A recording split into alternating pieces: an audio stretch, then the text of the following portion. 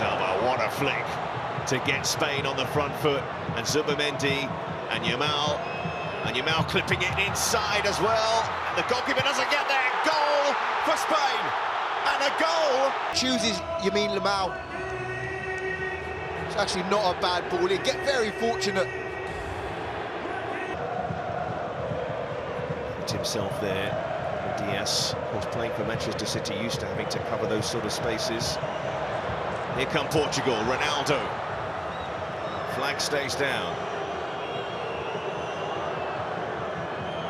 He needs to get in the box now, Ronaldo. It's not at the moment. Here's Mendes, drops the shoulder. From that distance, that power, lowers, goes down way too easily, and the referee's right there, he sees that. And this is not the first time that Spain have been attacking a back three of Portugal. Again, times the run and pass perfectly. It's been brilliant. Look at that. Just a little toe around the keeper, knows that's all he needs. And Spain are ahead again. But the run and the ball from Pedri, just perfection. The play into Neto. Mendes hits it down the line, and this is why Ronaldo is on the football pitch. He's still an absolute predator in the box. Good contact. In goes the cross, and over it goes. Referee ready to blow. Time. Portugal 2, Spain 2, penalties to come. You never heard this before. A lottery.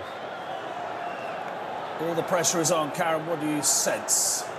You see Ramos there up with the first penalty. It's key in always any penalty shootout to get the first one in, make it use.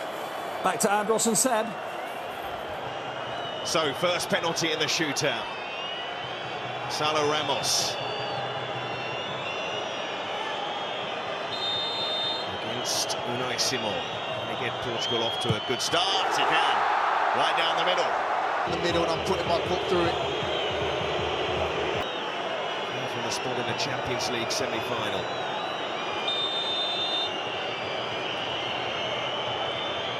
So Vitinha against Simon to put Portugal back in front in this shootout. Who can when it's your side taking the penalties? Fernandes with the captain's armband after Ronaldo went off. Takes his time and scores. You thought he might have kicked it out for a split second.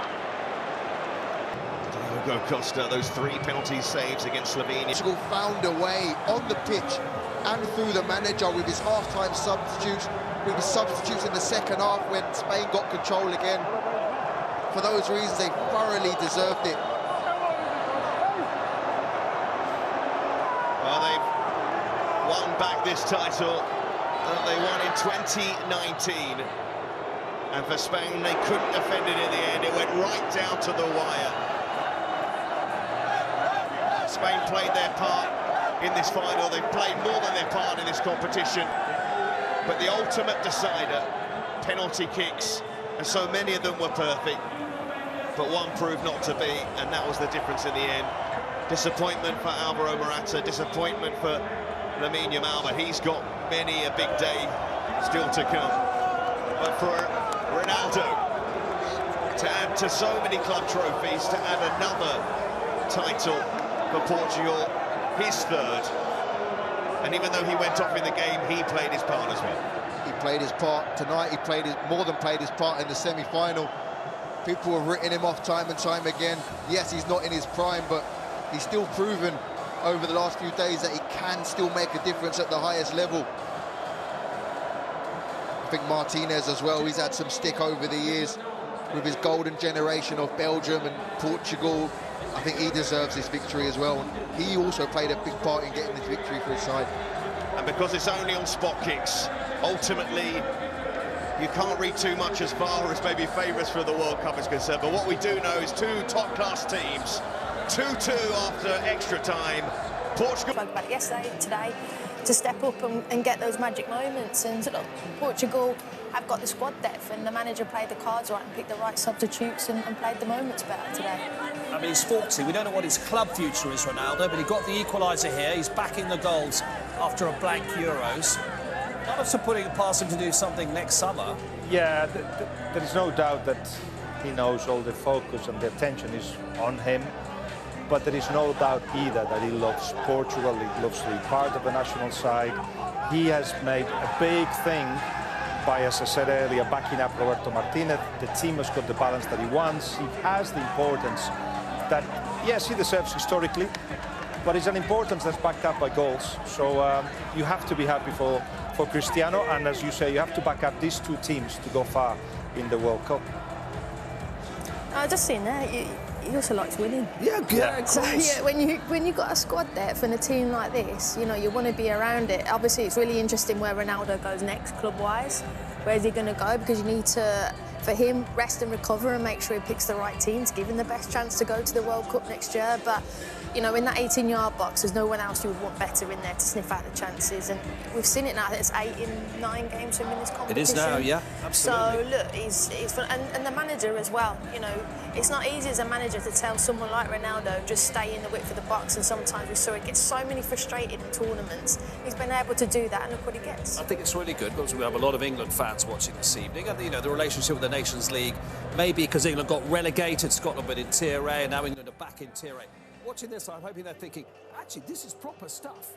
England are playing proper opponents, not this autumn, because that's World Cup qualifiers next autumn of 26. This is a proper trophy. We want to be part of this. That's why I said to you, look how serious this is taken. And from an England's perspective, you want to be playing in these big games and these big moments because it prepares you, yes, for this, but for World Cups, for European Championships. These moments at latter stages of the tournaments, this is what it feels like. And the more you get used to it, the easier and better it is in those moments. And the more you want it. Yeah. Very well explained, but I've never fully understood why there is a choice of what is a good competition and what is a bad competition.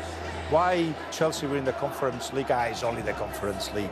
Or Spurs is a different case anyway. But you win this and you get used to winning, and winning breeds winning.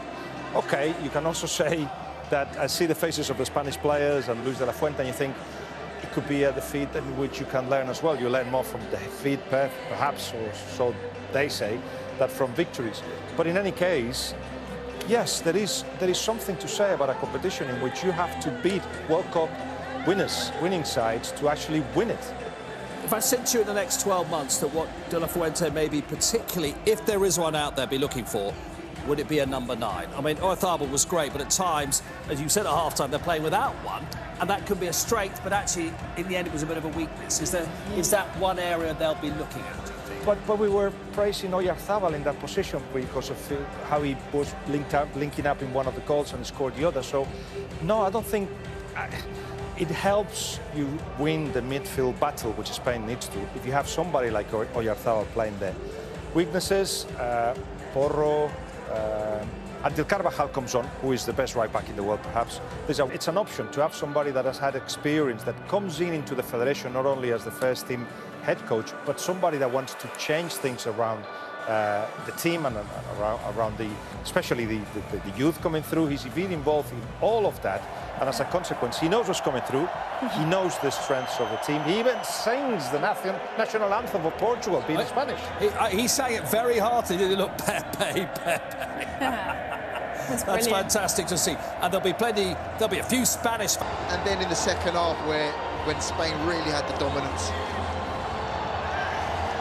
Well, Cristiano Ronaldo has a hold of that trophy. Portugal have a hold of that trophy again. The winners of the UEFA Nations League in 2025. Portugal.